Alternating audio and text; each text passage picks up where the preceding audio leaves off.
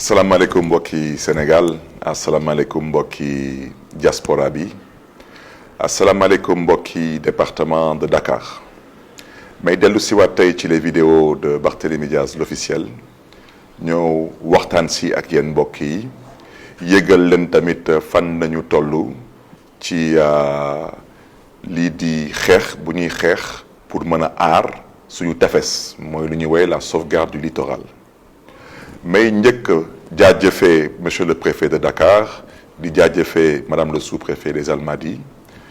ñu ngeen xam ne ni tey mardi le 9 juin 2020 dañu woote benn ndaje benn waxtaan benn sottante xalaat ci le site concerné. Préfet de Dakar di représentant de l'État di autorité joxe xalaatam. dafa daal di convoqué benn décret de 1996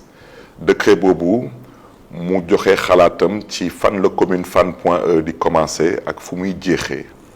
ak fan la commune Mermoz Sacré-Cœur di commencé ak fu muy jeexee ñu ciy jaajëfee bu baax a baax monsieur le préfet du département de Dakar lu ci préfet wax dégg naa ko wante wax naa préfet que d'accorduma si parce que lii di géeju Mermoz mi ngi biir commune de Mermoz Sacré-Cœur te loolu amul benn mbindeef bu fi mën a dugal ci boppu askan wi leneen parce que fii la ñu juddoo ñun fii la ñu yaroo une fois de plus te indiqué naa ko tamit à monsieur le préfet de Dakar respectueusement nee naa ko décret 1996 bu ngeen convoqué décret boobu bu ngeen di ko convoqué ak buñ koy jël am na ay tali yu ngeen xam ne ni jamono yi ça n'existait pas dans le département de Dakar man nag lu ma convoqué moi j'ai convoqué le décret 2008-1025 du 10 septembre 2008 ku convoqué décret 96 man ma convoqué décret 2008 day abrogé décret 96 kooku moom daanaka ala kulli al ñëpp xam nañ ko bugguma xëccoo ak kenn parce que suma cër du di xëccoo wala di werante ak préfet de Dakar wala di xëccoo wala di werante ak sous-préfet des Almadies parce que ñoom ak ñun benn lañu moo tax ma ñaax suñu avocats yi nañu saisir la justice sénégalaise saisir le juge compétent en la matière pour ñu mën a am ci ñoom lu ñuy wooye ci tubaab surseoir à exécution daanaka na ñëpp taxaw na ñëpp teg lépp ci suuf ba justice sénégalaise daal di ci joxe xalaatam loolu moo jaadu mbokk yi lu may wax dafa am solo du waxu politique waxu suñu moomeel la suñu alal la suñu ëllëgu doomi la man Barthélémy Diaz wax naa ko nee naa bépp citoyen sénégalais personne physique wala personne morale nga yor sa ay dossier nga indi ko te awma lenn lu ma ciy teg daanaka awma lenn lu ma mën a convoquer ci code général des collectivités locales muy loi awma lenn lu ma mën a convoqué ci code de l'urbanisme muy loi awma lenn lu ma mën a convoqué ci code de l'environnement muy loi wax dëgg yàlla booba naa la signer sa këyit te wax naa ko moo tax ma ne amul benn révélation bu ñu fi def ci Barthélémy Diaz parce que j'ai déjà indiqué que j'ai eu à signer des permis de construire sur le domaine public national ou sur le domaine public maritime parce que nag ku dem ba am sa wërsëg man kenn faluma bu may xañ nit ñi seen wërsëg wante dégg naa fii suma benn kilifa di suma wójur di monsieur Pierre Goudiaby Atepa jot fii wax ay wax ñu ma jàpp ne ni mënoon na ñàkk lenn rek laa bëggoon wax ci lii di domaine public maritime je pense que Pierre Goudiaby Atepa ci jamono président Abdoulaye Wade ñu ñëpp xamoon nañ que moo nekkoon le conseil architecte du président Abdoulaye Wade donc moom ci boppam ci domaine public maritime je pense que suñu waxee tey porte du millénaire kooku xalaatu Pierre Atepa la te bu mu koy défendre kenn musuma dëgg ma koy xas parce que mën naa juum wante am naa yaakaar ne ni que particulièrement askanu Médina dañ ci gis seen bopp dañ fay dem di fa féexlu beneen bi tamit tey yéen ñëpp gis ngeen tey am na benn scandale bu rëy bu ñuy waxtaanee ci mbiru suuf fii biir Sénégal mooy scandalu Mamel. Mamel dama bëgg tamit sénégalais particulièrement Dakar waaye ñu xam lan mooy Mamel ku wax Mamel yaa ngi tudd ñaar benn bi mooy fu am le phare des Mamelles te ñu ñëpp ñu xam ko beneen bi mooy fu ñu tabaxee le monument de la Renaissance kooku tamit monument de la Renaissance boobu jamono yooyu Pierre Goudiaby Atepa moo nekkoon conseil architecte du président Abdoulaye Wade askan wi ñaxtu nañu xeex nañu xuloo nañu tuur nañ seen deret ndax monument boobu ñu bañ ko fa tabax wante tey chacun peut apprécier à sa juste valeur utilité bu monument bi am ci le quotidien des Sénégalais am déet lu ma ci bëgg a wax mooy je pense que ñun ñëpp dañu nar a assumer suñu ay responsabilités waaw te bañ a dëkkaloo doomu gor fu mu dëkkul Pierre Goudiaby Atepa tamit maa ngi biiralaat wax ji parce que Serigne Djibi Diallo bu ñuy tudd noonu ne moom la ñu jébbal 5000 mètres carrés yooyu dinaa si delluwaat jamono bu ñu koy jébbal Djibi Diallo boobu Pierre Goudiaby Atepa moo nekkoon conseil architecte du président Abdoulaye Wade donc moom tamit ñu ngi koy laaj moom Pierre Atepa est-ce que moom yeggoon na ni que président Abdoulaye Wade ci jamonoom dañu instruire woon benn dossier de 5000 mètres carrés pour attribuer ko au citoyen sénégalais Djibi Diallo ou pas question boobu dañ ko koy posé am na solo su ko xamee wala su ko xamul tamit na ko wax askanu Sénégal dama ne suma baat ci kaw man maire la lu ma nar a def dama koy jéem a teg ci yoon te wax naa ko fii biir commune de Mermoz Sacré-Cœur am na ay nit ñu fi indi ay këyit am titre foncier fii biir cité Kër Gorgui ma lank bañ leen signer seen permis de construire te borom restaurant bu ñuy woowee la Galette te nekk ville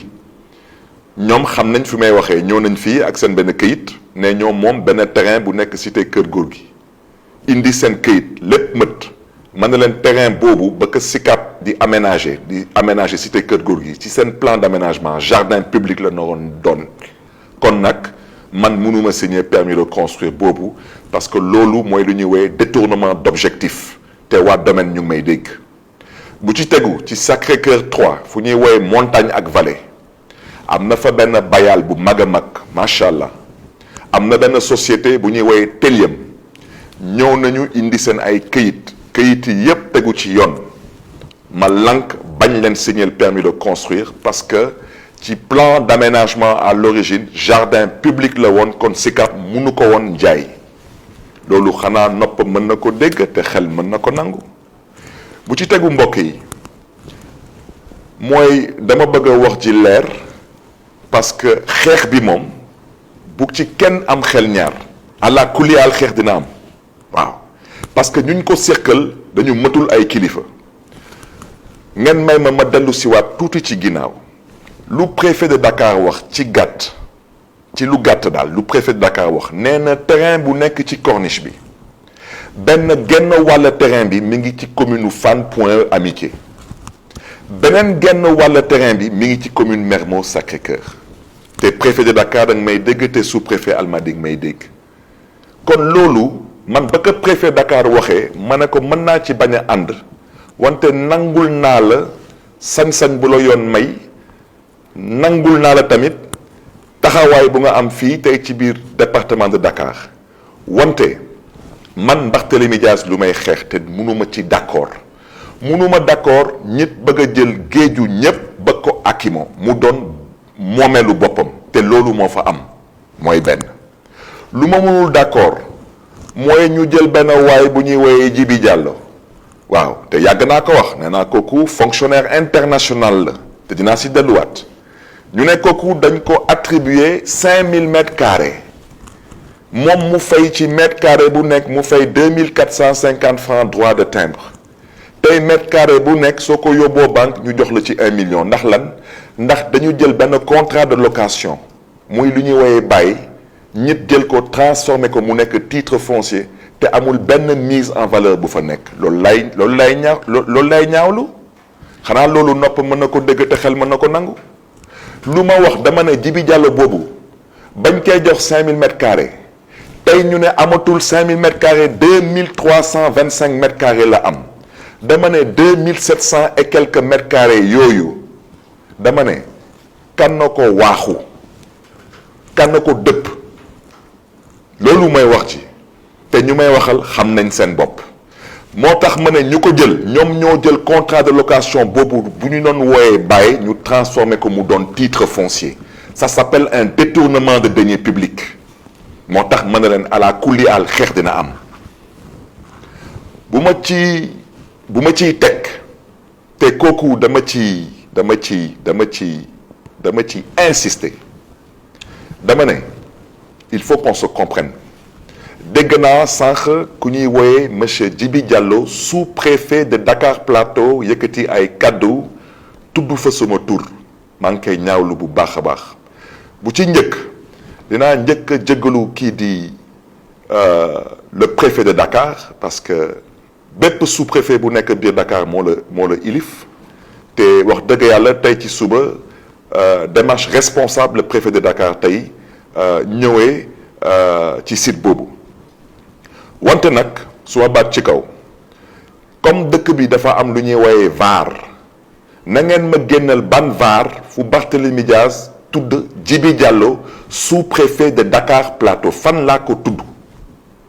moom nag su demee tey ba di ma tudd je souhaiterais qu'il sache que je ne l'ai pas sonné c'est très important moom ci boppam balaa muy ñëw Dakar Plateau na wax askanu Ndakaaru jaar-jaaram Sangalkam na leen ko wax na wax askanu Ndakaaru jaar-jaaram fële ci Gossas góor bu ñuy wooyee Abdou Diong nekkoon représentant du khalife général des Mourides fële ci Gossas lan lañ fa jotee ak moom lan la jotee ak góor googu kon nag moom su jaaree tey moo xam Sangalkam jaar Gossas ñooñu wax lu ñaaw ci moom su ñëwee tey biir Ndakaaru ba di tudd Barthélémy Diaz dama bëgg mu xam ne ni man du ma nawleem du man ak moom parce que man musuma laal ci mbiru suuf te moom je reviens à ce que j'ai déjà dit je ne l'ai pas sonné je n'ai jamais cité monsieur Djibi Diallo sous-préfet des Almadies nulle part il ne m'intéresse pas ce qui m'intéresse je reviens à ce que j'ai dit c'est le pillage et le bradage du littoral cette association de malfaiteurs cette bande de voleurs et de pilleurs et vous connaissez très bien soi-disant fonctionnaires de l'État du Sénégal une bande de fonctionnaires véreux je vous dis que ça ne passera pas quant à ce site je reviendrai sur le site comme monsieur le sous-préfet de Dakar Plateau a décidé qu'on ne reviendra pas eh bien je reviendrai et cette fois-ci je reviendrai avec la jeunesse de Dakar il n'est pas question de vous laisser piller le littoral sénégalais il n'est pas question de vous laisser privatiser des plages publiques vous n'impressionnez personne vous n'intimiderez personne je suis au regret de vous dire que vous êtes une bande de vermine des moins que rien vous n'avez même pas honte de sucer le sang du peuple sénégalais honte à vous qui n'avez même pas honte de sucer le foncier du peuple sénégalais honte à vous pour de petites enveloppes honte à vous sans aucune diversion chers amis je reviens à ce que j'ai dit nous exigeons un surseoir à exécution sur le site jusqu'à ce que le droit soit dit je reviens à ce que le préfet de Dakar a dit et nous le respecterons le terrain est à cheval entre la commune de Fann Point E Amitié et de Mermoz Sacré-Cœur dans l'entendement du préfet de Dakar qui a convoqué un décret de 1996 que je conteste.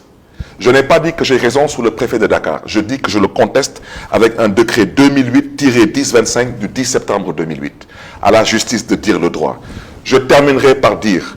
au peuple de Dakar et à la jeunesse de Dakar, levez-vous, mobilisez-vous. Il y a des choses qui sont inadmissibles dans une république qui se respecte. Inadmissibles. Mbokk yi maa ngi leen di jéggalu si les propos ont pu être assez durs, mais aujourd'hui, force est de dire et de reconnaître que trop c'est trop. Il y en a franchement marre de ce pillage à ciel ouvert. Nous devons nous mobiliser, nous devons revenir à la raison, nous devons faire preuve de responsabilité et nous devons faire preuve de tenue et de retenue. On ne peut pas accepter aujourd'hui qu'une petite brochette de privilégiés